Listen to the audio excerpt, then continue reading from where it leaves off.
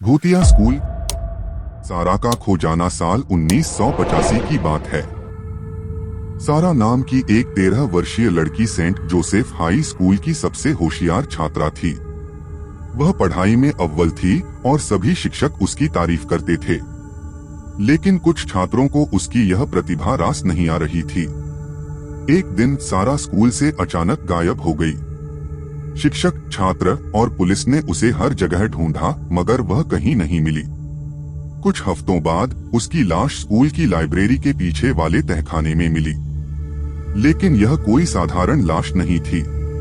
उसकी आंखें पूरी तरह सफेद थीं, उसके चेहरे पर खौफ के अजीब निशान थे और उसकी उंगलियां इस तरह मुड़ी हुई थीं, जैसे मरने से पहले उसने भयानक पीड़ा सही हो।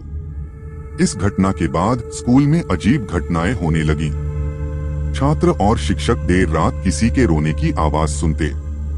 गलियारों में अकेले जाने पर ऐसा महसूस होता कि कोई पीछा कर रहा है। कुछ छात्रों ने दावा किया कि उन्होंने सफेद कपड़े पहने एक लड़की को स्कूल के कोनों में घूमते हुए देखा था। धीरे धीरे स्कूल में दाखिला लेने वाले छात्रों की संख्या घटने लगी और अंततः स्कूल को हमेशा के लिए बंद कर दिया गया। 40 साल बाद सेंट जोसेफ हाई स्कूल को फिर से खोला गया।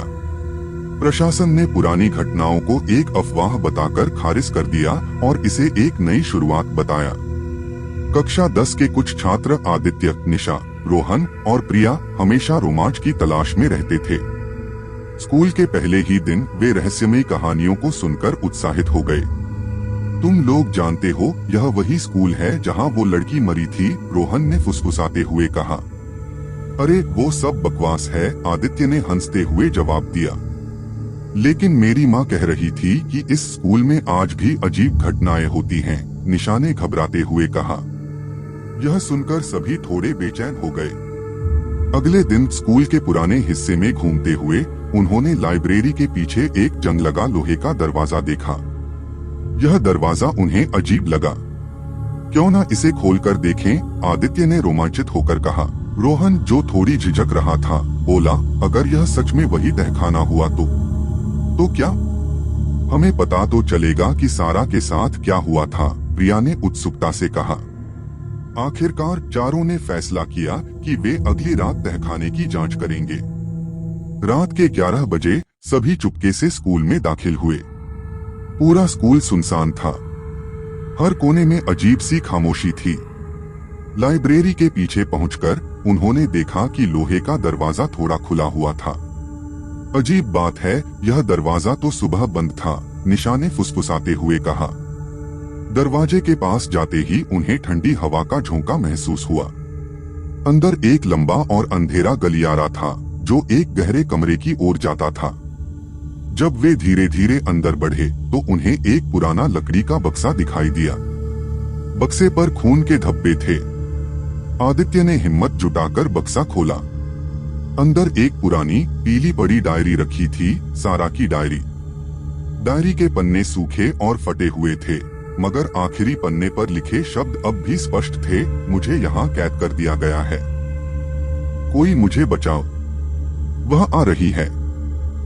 तभी एक धीमी फुसफुसाहट हवा में गूंज उठी, तुमने उसे जगा दिया। तभी दीवारों पर खून से लिखे अजीब निशान उभर आए। रोहन ने टॉर्च जलाकर देखा तो दीवार पर एक चेहरा उभर रहा था, सफेद आंखों वाला, विकृत और डरावना। सभी घबराकर पीछे हटे। तभी दरवाजा जोर से बंद हो गया। हमें यहाँ से निकलना होगा, प्रिया ने घबराते हुए कहा। लेकिन दरवाजा बंद हो चुका है, निशा चीखी। तभी कमरे में सफेद कपड़ों में लिपटी एक छाया प्रकट हुई। उसकी आंखें खाली थीं और उसके चेहरे पर दर्द भरा था। तुमने मेरी डायरी पढ़ी, अब तुम भी मेरे जैसे हो जाओगे, उसने ठंडी कंपकंपाती आवाज में कहा।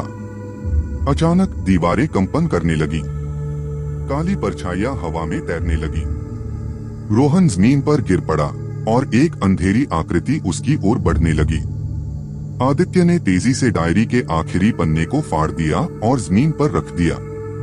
तभी एक जोरदार चीख गूंज उठी। पूरे कमरे में एक रोशनी चमकी और सब कुछ अचानक शांत हो गया। दरवाजा अपने आप खुल गया। वे घबराते हुए बाहर भागे। अगले दिन वे स्कूल के प्रिंसिपल के पास गए और पूरी बात बताई। मगर जब प्रिंसिपल ने तहखाने की जांच की तो वहाँ कुछ भी नहीं था, ना कोई बक्सा, ना कोई डायरी और ना ही खून के निशान। तुम लोग कोई मजाक कर रहे हो क्या? प्रिंसिपल ने गुस्से में कहा। बच्चों ने एक दूसरे को देखा, लेकिन वे जानते थे कि यह सच था। बाद में जब आदित्य ने अपने बैग में झांका तो उसने वही डायरी देखी और उस पर ताजा खून के धब्बे थे। ऐसी हॉरर स्टोरी देखने के लिए सब्सक्राइब करें हमारे चैनल स्पूक नेट को।